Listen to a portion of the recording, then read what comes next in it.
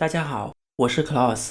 美国在经济、政治、军事等方面在全球扮演着重要角色，而伴随着中国国际影响力的提升，中美作为两个大国，中美关系也就自然是全球关注的焦点。所以今天这期节目，我们从中美最早接触的历史，还原中美之间的爱恨情仇，跟我们看到最后哦，谢谢。美国是相对年轻的国家，再加上与中国远隔太平洋，中美关系的历史也就是近代100年左右。美国与中国的冲突最早追溯到参与八国联军的对华战争，这就不得不需要提到义和团运动。义和团运动是一场极端民族主义暴乱，打着爱国的旗号，受害的却是以中国人为主。之后的1899年6月21日，慈禧太后颁布宣战诏书，向西方列强11国宣战，并下令屠杀洋人，进攻北京使馆区，标志着战争的正式开始。7月3日，美国经驻外使馆向其余各国通告了自己的立场。美国坚持对华的和平政策，美国与各国的协同行动是为了营救美国官员、传教士和美国公民。美国的最终目的是维护中国长久和平和领土完整。在整个战争期间，美国是唯一一个保持与清政府对话的国家。美国的时任总统麦金利与光绪帝达成了和平调解的共识，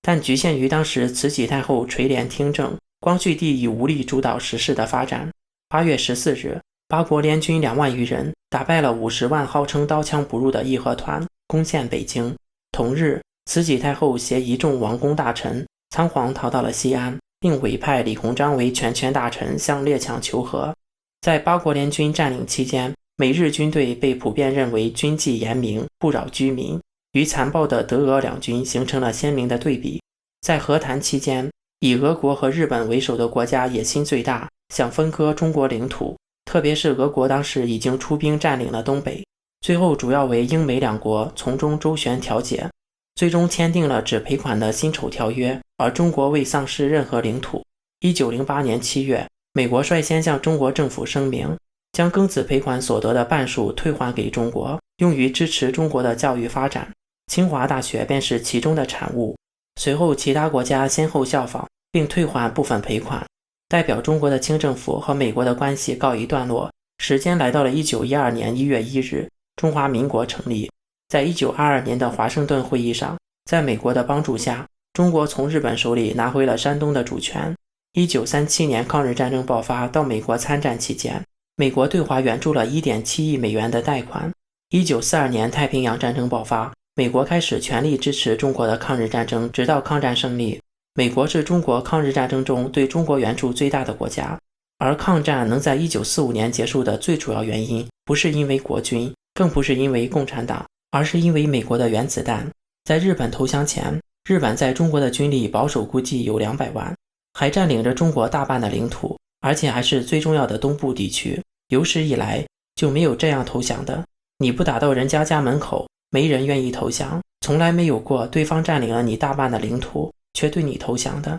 所以日本对中国的投降只是日本对美国投降的一部分，没有美国的参战，抗战再打8年也不一定能结束。1945年之后，中国进入了国共内战，在这期间，美国基本上处于中立状态，甚至一度在1946年制裁国民政府，实施武器禁运。主要是美国对蒋介石的独裁不满，而对共产党提出的民主立宪的联合政府抱有幻想，希望国共合作能建立一个像美国一样的两党制国家。1949年中，中共对取得全国志在必得。毛泽东发表《论人民民主专政》，把民主和专政这两个反义词放到了一起，可以说是神操作，与之前主张民主宪政大相径庭，并变相驱赶了美国的驻华大使司徒雷登，断绝了中共政权和美国建交的可能。之后便开始了长达几十年的断交状态。1950年，中美爆发韩战，毛岸英被以美军为首的联合国军炸死，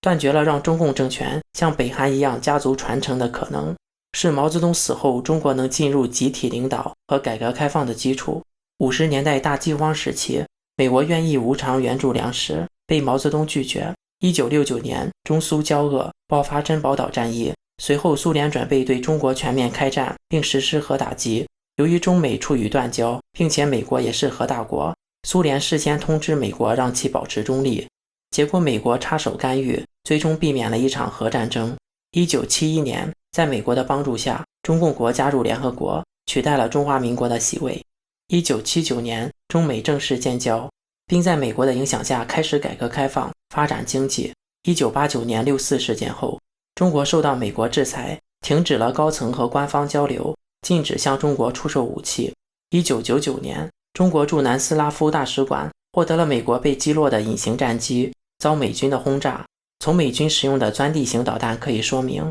美军的目标并不是大使馆本身，但还是造成了3人死亡。随后美国政府道歉并赔偿。2000年，美国国会通过了给予中国永久最惠国待遇。次年，中国在美国的帮助下加入了 WTO。 可以说，从中美1979年建交以来，虽然有小规模的摩擦，但中美关系的主题是合作发展。而中国和美国建交的这几十年，也是中国发展最快的时期。中国见证了经济上的腾飞，也见证了邓小平在中美建交、改革开放之初说过的话：凡是和美国搞好关系的国家都富了。美国对华的贸易赤字每年几千亿，可以这么说，中国经济发展得益于的世界工厂是美国给的，而赚到的也大多是美国人的钱。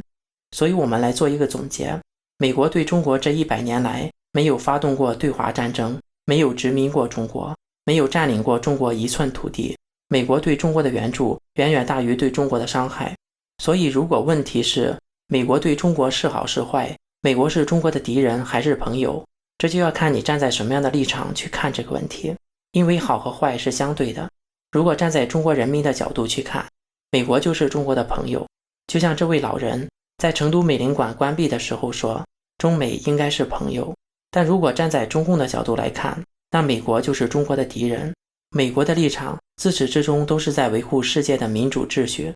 美国的敌人从来都不是哪个国家的人民，而是专制的政权。以前有苏联、伊拉克的塞达姆政权，现在有朝鲜、伊朗，而这一些都是中共的好朋友。所以美国既是敌人又是朋友，关键在于你在什么样的立场去看这个问题。这也解释了很多中国人反美式工作、赴美式生活的现象，因为工作的时候是代表中共政权，生活的时候就是中国人民。虽然这些投美的人在很多中国人眼里是叛徒、卖国贼，但不得不说，中国人在投美之后，生活质量普遍都是有提升的。这也就是为什么中国人喜欢拿美国绿卡。所以如果投美能让生活质量提高，那整个中国都投美，那岂不是整个中国都会提高一个档次？这个说法在推理上是没错的，每一个个体的提高，那整体自然也会提高。当然我只是表达了一个推理，并不是我的主张。希望中国人能多站在人民的角度去看问题，而不是在统治者的角度。好了，下面进入网友互动环节。上一期视频我们分析了中国到底有多安全，有网友提出中国的监控全球最强，所以很安全。确实是，中国安装的视频摄像头高达27.6亿部，平均人均2部，但这些都属于中国的维稳体系，而维稳的第一原则是政治安全，并不是人民生命财产安全。而我自己也有切身体会，我在中国某一线城市乘坐出租车的时候，行李落在了车上，价值5000元人民币左右。报警之后，公安让我找交警，交警让我找一个负责 GPS 数据的公司，最后不了了之。确实中国有那么多的监控，想要帮你找什么都能找得到。就像网友 Kuro Kian 和 Raymond Fong 所说的，中国监控多只是为了维稳抓人。网友11478696分享了自己在国外遇到小女孩和在国内的差别。网友 JK 解释了因为国内人与人之间没有信任，这个信任的问题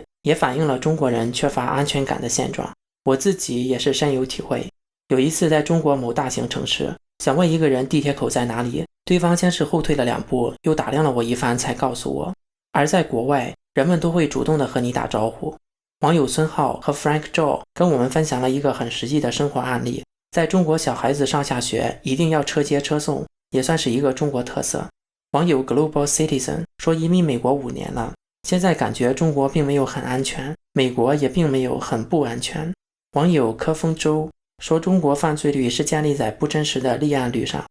好了，本次节目就到这里，感谢所有参与留言讨论的朋友们，我是 Klaus， 我们下次再见。